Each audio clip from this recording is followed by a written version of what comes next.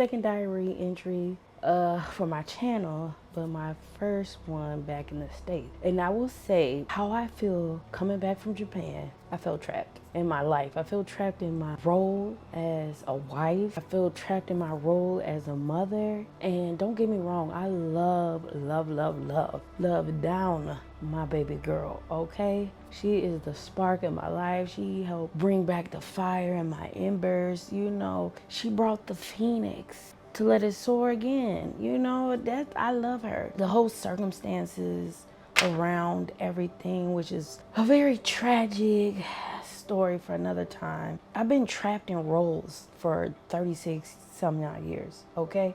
Before then, I was in my scapegoat role in my family of origin, with one of my parents being the covert narcissist and another one being passive. Now with me coming into this marriage after being one of my parents using the other parents' illness to try to drag me back. Once I had moved out of their house, they still try to drag me back. And let me just say this, if you are a person and you're dating somebody and you did not come from a household, a family that has some form of emotional intelligence, we're enmeshed, or any form of dysfunction, I don't care what level grade, it could be low, be high. If you come from those type of households and you're dating somebody and you think this person is the one for you because they make you have butterflies and everything feels so right, I'm gonna just tell you right now, run.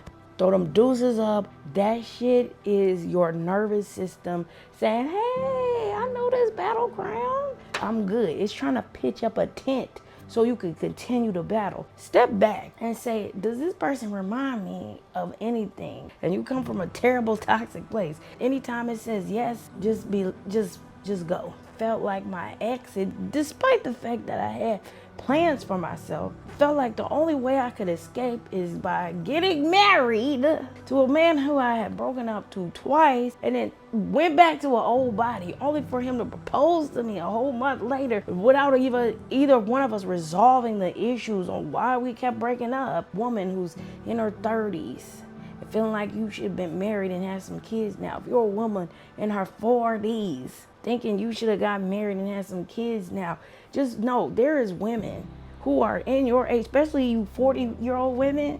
There is a woman who is your age waking up for the first time because her youngest kid is going to college, and now she realized the man she sleeps next to every night is fucking annoying and she can't actually stand him. If you ain't there yet, it's fine. Find yourself, find your own identity, because that is my issue.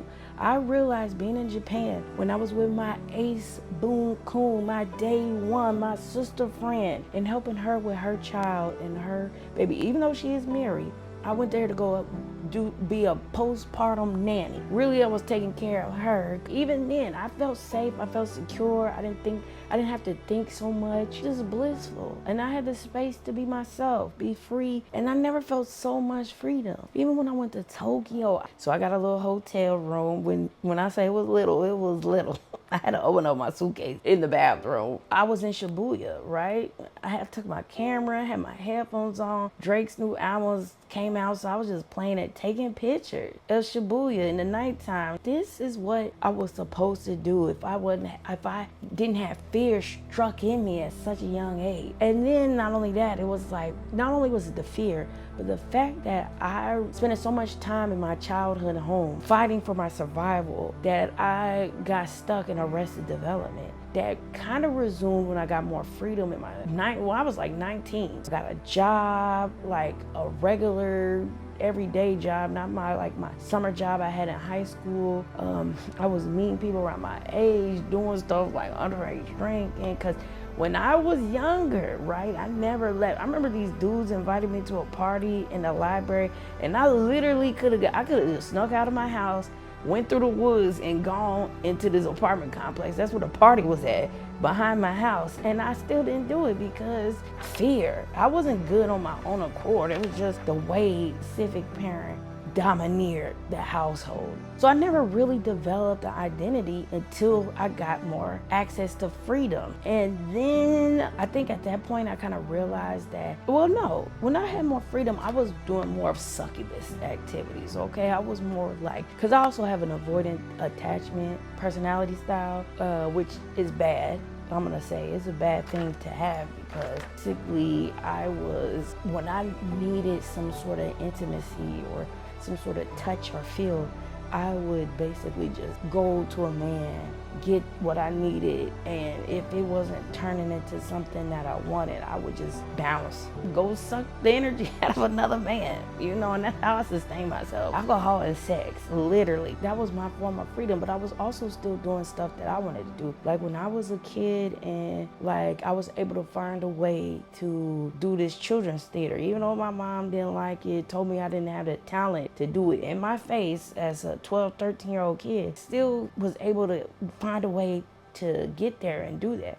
So now I have more freedom, more access. I'm an adult, basically, more rights. Like I was just going out, exploring, just hanging out with my friends, just getting to know myself, getting the space to know myself. And then it really took off when I ended up moving and living with my grandma, because my household had just gotten just too much. And then it all came to a halt when I got married. And now this man has a personality and I have a personality. And usually two personalities come together and they make a beautiful, complex, lovingly designed, crafted tapestry. And the one I had with this man was him just being overbearing. Surprise? He didn't like the type of person I was, but he didn't want to let me go to be with somebody who might. He wanted to hold me. Even now, we're legally separated. We have two different residents. This man still comes to my house. He went out the night before with his friends, and he still came to my house to go to sleep on my couch. Why? It all stopped. I basically couldn't be the person I was. I remember I had this vinyl. This is my very first vinyl. I won tickets to the concert. I won something. I think it was tickets to the concert. But anyway, we all was back there. We all got to meet them. And they signed this vinyl cover of their first thing, which is funny because I had the CD already, which I still had in the house, which was in the house. They signed it. I put it up in a frame. I had moved out of state, right, with my new husband.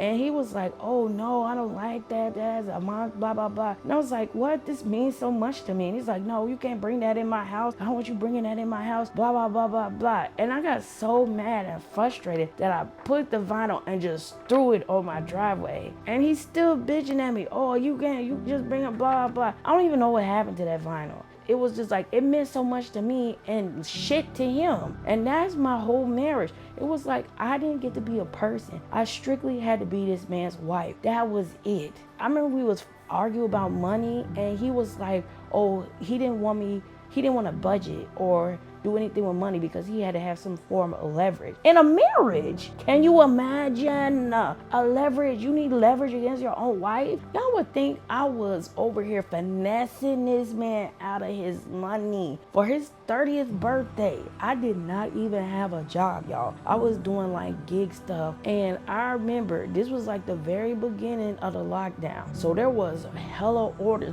I remember there was so many orders that I was doing it back to back to back so I could get some money. I took whatever money, the stimulus that Biden had given us, and then I took the money that I had made with Shipped and whatever savings I had left over from when I was doing the census, and I made it, and I bought us a hotel and a plane ticket to go so we could celebrate his 30th birthday in the U.S. Virgin Islands. And this man talked about he needed to have leverage over me when it came to finances. Like in our wedding, I bought this man a gift. Again, still didn't have a job. I even had put it on layaway. It was like some $500 Belova or whatever that watch brand is called. Didn't have a job. I put it on there so I could give it to him, let him have a gift on his wedding day. But he still needed financial leverage over me. That's what I'm talking about. I was in a marriage like where I couldn't be myself. I wasn't allowed to be me. So now I'm coming back from Japan and it's like I'm stuck. I feel trapped. I told him that. I was like, I feel like you trapped me. Like I was this vibrant young lady who was just on the cusp of figuring herself out. May have been late because I'm still in my early 20s, but it was like I'm still figuring myself out after all this time. Like I'm just finally waking up out of the dead. Like I'm just finally realizing, hey, like who are you? I know one thing. My ancestral job is a story. I'm an ancestral storyteller. And I just feel like film is the medium that I chose to tell these stories. But it's something I feel like has always been in me. So I know that aspect of my identity. But then I don't know any other aspect because everything else was crafted for my roles, for me to survive as a scapegoat, then for me to be this wife, because I spent so much time trying to get this man to love me when he didn't even like me as a person. And then now my role as a mother. And what's so funny is the mother role almost, I feel like maybe if I wouldn't have gone to Japan, I might not have even realized what was happening. The first role of being a scapegoat, everything, all of the characteristics that I used to think, being funny, making people laugh, being kind and showing grace and being forgiving. I thought all these were me. And that shit was just stuff I did to basically go under the radar, not get stumped on, try to hide, because that's the shit I needed to do at home. Like being able to read people really well, that's because I needed to. And the things that I do now realize is my identity, whereas the things that I got shamed, telling the truth, because I'm definitely a truth sayer. Okay, that's probably why I ended up being a scapegoat, was because I was that's not right type of person. Being independent, even though sometimes I cannot tell if that independence is due to the neglect that I experienced as a child or if it's just like that. I kind of think mine might be a little bit of both, but knowing the fact that how I raised my daughter and I always play with her and she just does stuff, I'm like, oh, that might have just been me. But the fact is, I don't know because of the roles that I had to play. I really need this YouTube channel and I need it to help me see myself. I know people be worried about subscribing and I know I've been doing like the like and subscribe, but that shit, it really don't matter. I need to see myself. I don't know who I am. I don't know who I am. I don't have any idea, And then I get lured by other things, like the promise of somebody connecting and touching with me on an intimate level. It just lures me away from finding out who I am. So I end up repeating cycles, and I don't need to be doing that. I need this channel to help me, because I'm gonna be doing like these diary entry stuff and then doing vlogs, me documenting myself doing what the hell I said I'm gonna do, like eating, cooking food, doing meal prep, finally cleaning my fucking fridge, which I haven't done. Like doing stuff like that, I'm gonna document and keep track of. But I really need this YouTube channel to help me rebuild my world, because that's another thing. The world that I did have, that shit got shattered when I got married, okay? Came in and busted all of that shit up. But the YouTube also is gonna help me integrate myself into the real world, because I've never been in it. Like, heads in the clouds, feet just right there dangling. But I'm gonna try to figure out how I can put my feet on the ground, stand on that ground, and just exist, because I've never really been apart. Use this platform to help me grieve and feel the pain of my past, the childhood that I never got, the marriage that I never got, the life that I felt like I should have had. Like, I need to be able to feel that. I literally cannot cry because of the abuse that I had been in. Like, couldn't cry. I just didn't know how to do it. I just don't know how to. Like, for me to cry, I need so much stuff to build up over a long period of time. And then I'll turn around and listen to Coldplay and let it just come out. I am getting back on track though. I'm finally going with having a therapist, getting medicated. I need to start being more social, even if that means just me going out to a popular place that I live and just walking around strangers, being in the energy of the community. It's still me being social, you know what I'm saying? And also trying to decenter men. I'm a decenter man, but it's mostly trying to detach my need from my childhood and saying,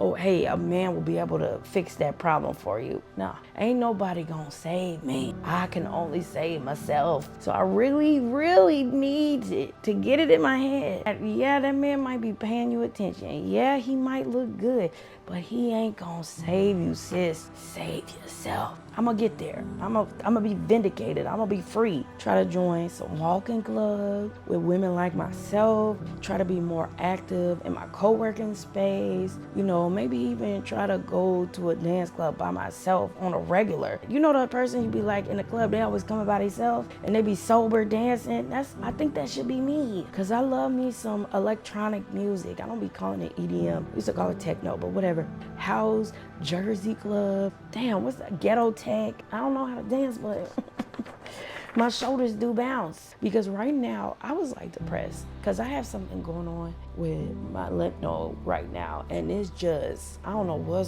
it's just messing me up. And I've been lying in the house, in the bed for the last 3 days. Doing this has really like reignited something in me, the creative side, maybe the original me, the real me. And so doing stuff like this will help me get out of my frozen state even more. And it also is going to help me sharpen my craft, help me further myself along my career, do things more, you know, be more authentic with myself. Because I did have a TikTok, and let me tell you, a girl was performing on TikTok. I had to delete it. I'm gonna try to start a routine, create my daily, do a little quick snap of me during the week. Like, this is what I did for the day, and just basically going about my life. I know I can do this. I know I can do this. I have it in me.